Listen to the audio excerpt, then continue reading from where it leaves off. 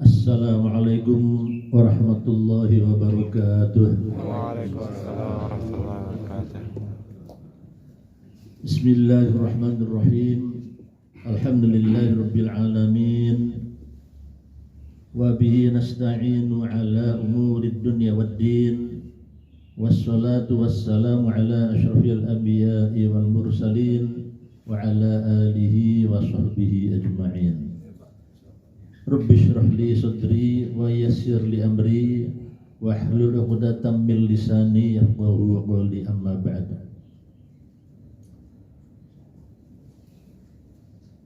Yang sama-sama kita hormati, kita banggakan para sesepuh kita yang hadir.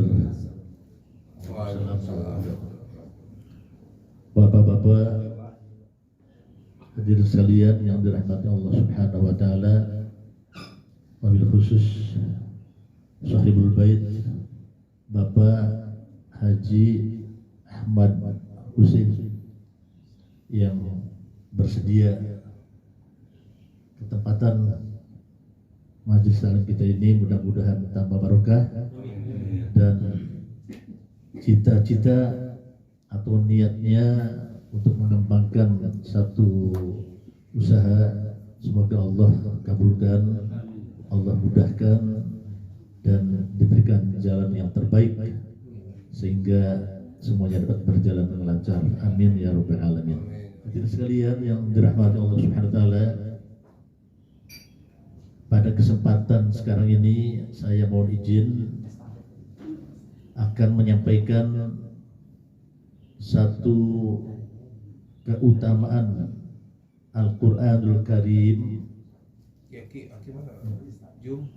Kemudian juga saya akan sedikit menyampaikan yang berkaitan dengan 3 golongan yang mendapatkan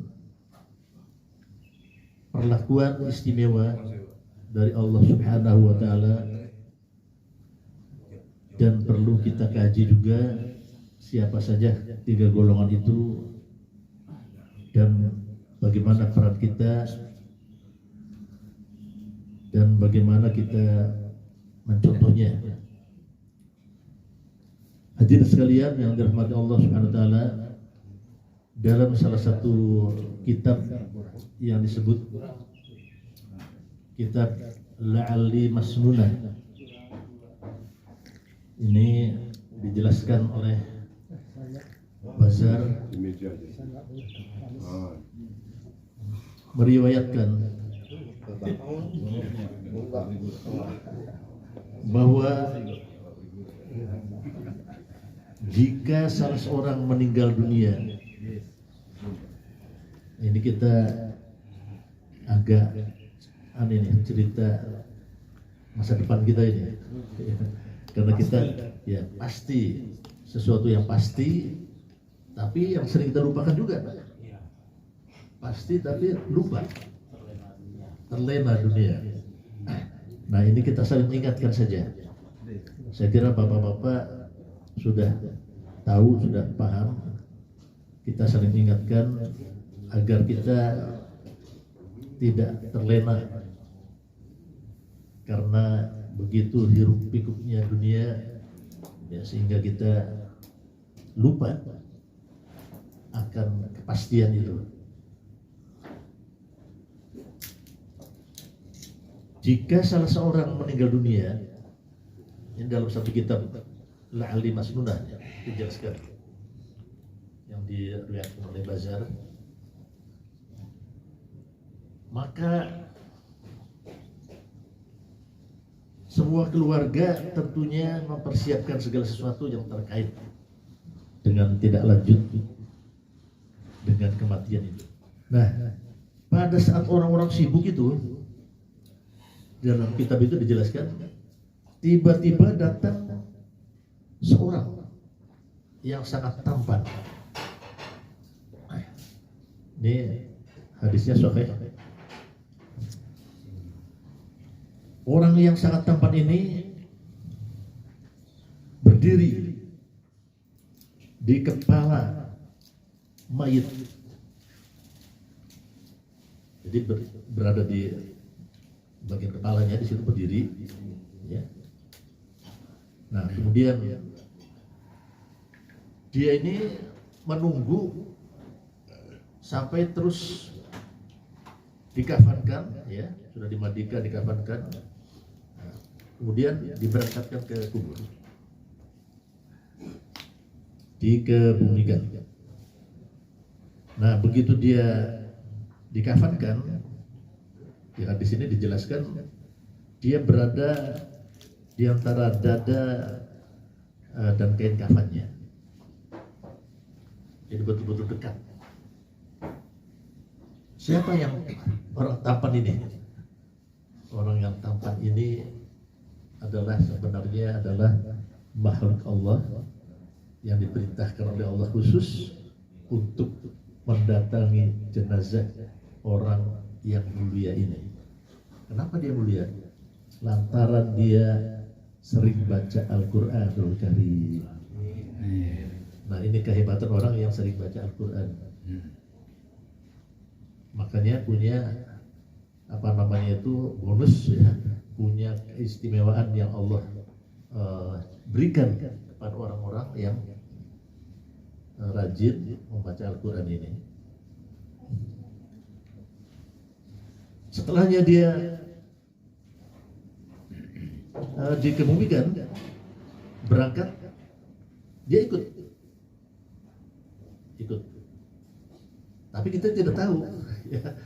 Kita tidak tahu, kita tidak bisa melihat, ya. Tidak bisa lihat. Ya. Nah, kemudian sampai di kuburan, ditanamlah, ya,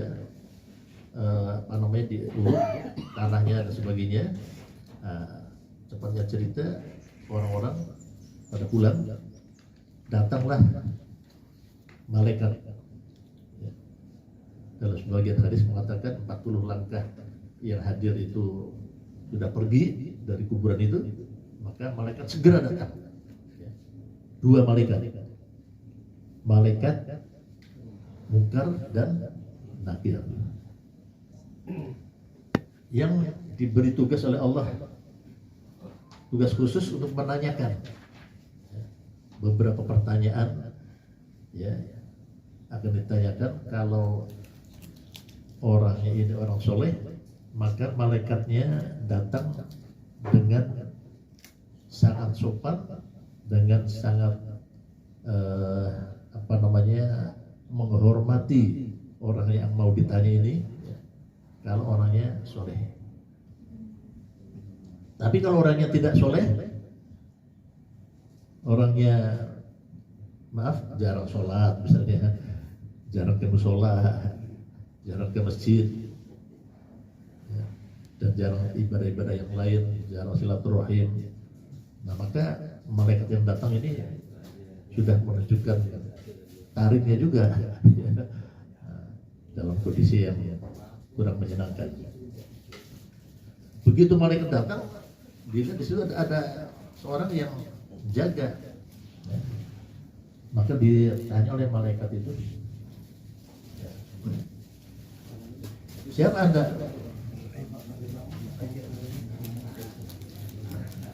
Sang tampan ini menjawab, saya adalah sahabatnya orang yang meninggal ini.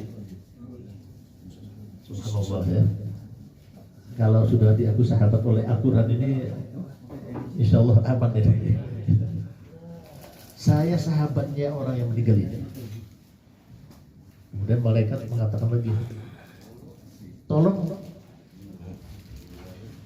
jauh-jauhlah dari jenazah ini, dari mayat ini.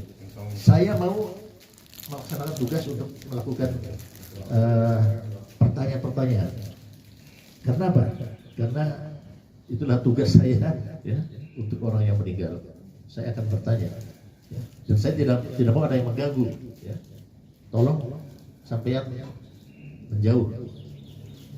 Bagaimana jawaban si tampan ini? Orang tampan ini menjawab, kalau Anda punya tugas untuk menjawab, bertanya, ya maka silakan saja laksanakan tugas untuk bertanya kepada si mayit ini, jenazah ini. Saya tidak akan jauh dari sahabat saya ini, karena saya diperintah oleh Allah Subhanahu Wa Taala untuk mendampingi jenazah ini sampai terus dalam proses ya, yang panjang, yang akhirnya nanti masuk ke surga. Nah, ini orang baik. Jadi malaikat katakan, saya tidak akan pergi jauh, saya tidak akan tinggalkan jenazah ini, saya akan dampingi terus nanti sampai lewat jembatan Shiratal Mustaqim yang sebelumnya itu nanti akan dikumpulkan di Palestina itu. Kita semuanya akan meninggal dunia, trompet pertama ditiup, akan meninggal semua makhluk ya. Meninggal, kemudian trompet kedua, bangun semuanya ya. Bangun dan dikumpulkan berada di Palestina. Di sana tempat kita akan dikumpulkan, kemudian akan ada proses-proses persidangan dan sebagainya. Nah, orang yang tampan ini selalu mendampingi. Saya akan dampingi dia ya, dimanapun dia berada ya, dan sampai masuk surga. Nah, jadi kita sudah terbayang kalau didampingi oleh orang tampan yang gagah, berani, dan harum baunya. Baunya harum orang ini. Makanya banyak kita mencium bau-bau yang harum ya, orang-orang yang telah yang meninggal itu baunya itu harum. Ini karena apa? Karena datangnya orang yang tampan ini, yaitu sahabatnya yang disebut Al-Quran ini datang ya dengan membawa harum-haruman ya. Dari mana? Dari Malail A'la ya, artinya dari tempat yang tinggi ya, dari surga Allah Subhanahu Wa Taala. Yang kemudian setelahnya dia memperkenalkan diri sebagai sahabatnya ya, Al-Quran yang berada di sampingnya itu, dia menggelar karpet ya, Ramadhani ya, yang bagus, kemudian membawa harum-haruman. Jadi di dalam kubur ini, dalam kubur ya, dia menyediakan segala sesuatunya di kubur itu ya. Kubur yang begitu sempit itu ya, dan dengan kekuasaan Allah menjadi luas, Mas. Menjadi luas. Jadi jangan khawatir bapak-bapak, saudara-saudara, ibu-ibu, kalau meninggal nanti sumpah jangan khawatir, atau sepi jangan khawatir. Insya Allah kita akan ditemani oleh Al-Quran ya. Dan tidak ada pembela yang lain, Pak. Ya. Dalam suatu riwayat Sa'id bin Sulaiman radhiyallahu anhu, pernah Rasulullah bersabda, nanti ya tidak ada penolong yang utama, ya, yang hebat, yang tinggi derajatnya di sisi Allah pada hari kiamat, ya, pada saat berada di alam kubur, ya, kecuali Al-Quranul Karim. Ya, disitulah kehebatan Al-Quran itu.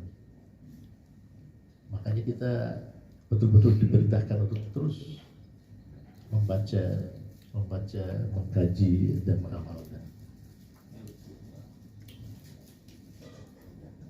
Tapi juga bukan asal baca, karena ada peringatan salah satu hadis, rubba qori'in lil Qur'an wal Qur'anu yal anuhu. Banyak umatku yang baca Al-Quran, banyak, tetapi Al-Quran itu justru melaknatinya. Nah, itu hati-hati. Nah, kita waspada, bukan asal baca Al-Quran itu, tetapi harus betul-betul belajar cara bacanya yang baik dan benar. Oleh karena itu, ya alhamdulillah, ya di masjid-masjid, di musola-musola, termasuk di musola kita di sini, Nahdlatul Ummah, itu juga ada pelajaran Al-Quran, ya Pak Aidin, ya, ada ya tahsin, ya Al-Quran yang baik dan benar sesuai dengan ilmu tajwidnya. Nah, itu kita kembangkan. Dan kita sebagai orang tua wajib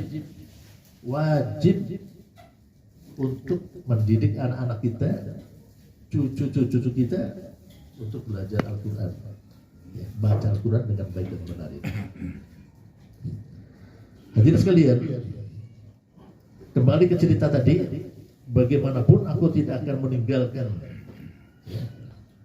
Jika kalian ditugaskan untuk menanyakan sesuatu pada jenazah ini, silakan, kata Quran, silakan saja. Saya berada di sini, ya, saya pun tidak akan mengganggu. Silakan saja bertanya, ya. Saya tidak akan tinggalkan jenazah ini sampai proses terus yang panjang ini sampai masuk surga, baru saya tinggalkan. Nanti kalau sudah diantar sampai masuk surga, tinggalkan. Kenapa? Karena perjalanannya panjang, Pak. Setelah kita meninggal itu perjalanannya panjang sekali. Panjang di mana? Panjangnya di kubur saja. Kubur ini kan alam barzakh, alam yang memisahkan kita dari dunia menuju ke akhirat nanti. Itu melalui terminal barzakh ini, Pak, ya. Alam barzakh ini sebagai alat untuk menunggu alam kubur, ya. Diem aja di situ. Diam. Sampai kapan? Sampai trompet pertama bunyi. Trompet pertama bunyi, meninggal semuanya manusia. Kemudian trompet kedua bangun, dibangunkan semuanya. Nah, sampai di situ bangun. Nah, jadi entah berapa puluh tahun, entah berapa ratus, berapa ribu tahun, ya, kita berada di alam kubur nanti dalam barzakh itu. Nah, disitulah yang perlu kita waspadai, jangan sampai kita di alam kubur yang lama ini kita mendapatkan sisa kubur. Kenapa? Karena orang baik itu sudah dapat apa namanya itu, dapat lindungan Allah, dapat rahmat Allah, ya, mendapatkan kenikmatan alam kubur. Walaupun masih dikubur, Pak, belum final, belum, walaupun belum disidang, belum di apa-apa, ya. Tapi dengan ilmunya Allah, semuanya, ya, orang yang baik ini pasti akan mendapatkan nikmat kubur. Salah satunya tadi itu, ya, yaitu dikirimkannya utusan, ya, Al-Quran untuk menjaga, menemani selama panjang perjalanan itu. Al-Quran itu menemani, Pak, menemani, tidak akan ditinggalkan, ya. Nah, begitu juga pada saat kita melewati Shirathul Mustaqim, Nah ini yang banyak orang jatuh di sini. Kenapa? Karena jembatan kecil, ya, kemudian juga kondisinya yang sangat melelahkan dan sebagainya, banyak orang jatuh. Ya. Tapi jangan khawatir, kalau kita yang sering baca Quran, alhamdulillah, silakan baca.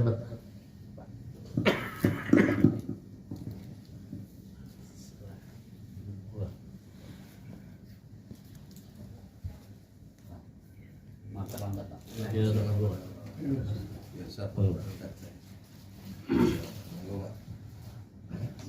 saya lanjutkan, Pak. Walaupun begitu lama, ya, namun sangat setia. Al-Quran menemani sejak dia tutup mata, sejak inna lillahi wa inna ilaihi raji'un, meninggal dunia, maka Al-Quran segera datang. Sampai terus dikawal, ya, dikawal sampai proses panjang mahsyar, siratal mustaqim, ya, dan sebagainya, ya, ada persidangan dan sebagainya, itu semua dikawal. Nah begitu selesai semuanya, kemudian ditentukan, ya, ke kanan atau ke kiri. Nah tentunya insya Allah yang dikawal oleh Al-Quran ini akan kita masuk dari kanan dan kita akan menuju ke surga yang dimuliakan oleh Allah Subhanahu wa Ta'ala. Hadirin sekalian, itulah yang terkait dengan keutamaan Al-Quranul Karim yang memberikan motivasi kepada kita semuanya agar apa? Agar betul-betul kita senang membaca Al-Quran. Moga Pak, minum Pak, saya bilang minum juga.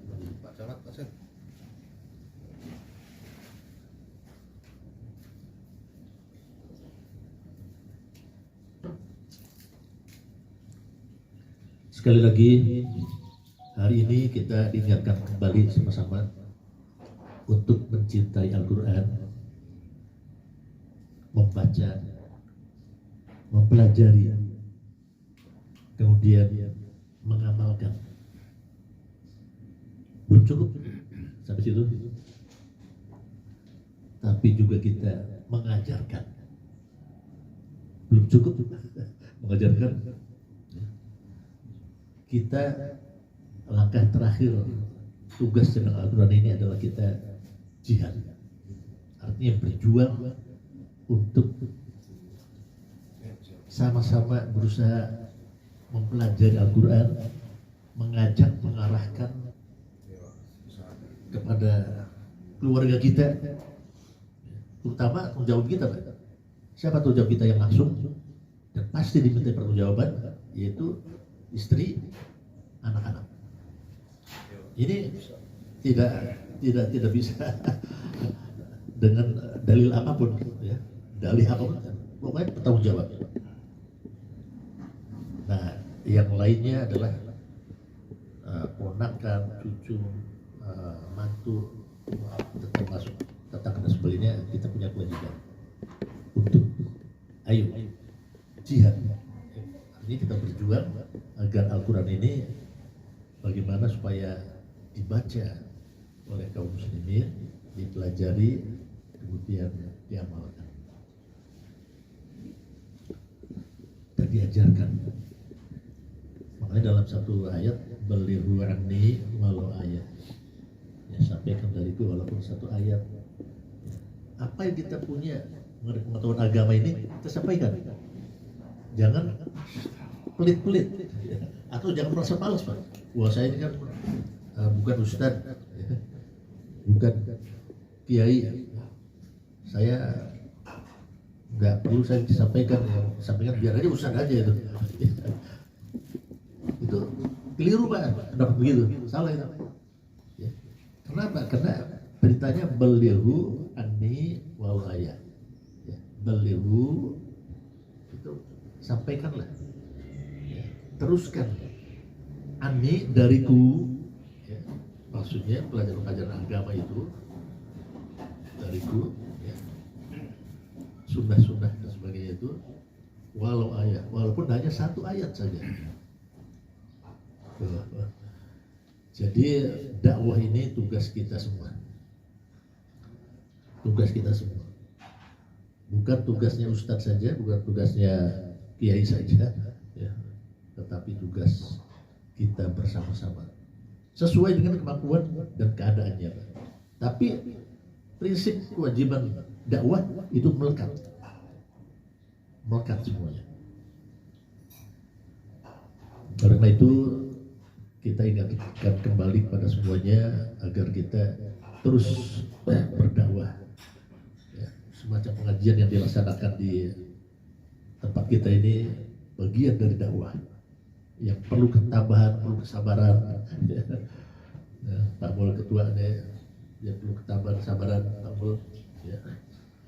Jangan sampai goyah, ya.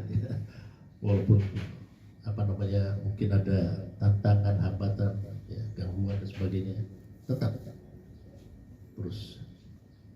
Saya juga berterima kasih kepada para sesepuh, Bapak Jenderal Sis Anwar, ya, Bapak Haji Rizal, ya, Bapak Jono, dan bapak-bapak yang lain, termasuk juga dari pemerintahan, ya, dari kecamatan, dari kelurahan, dan sebagainya, mendukung majelis kita. Ini bagian dari dakwah kita, Pak. Bagian.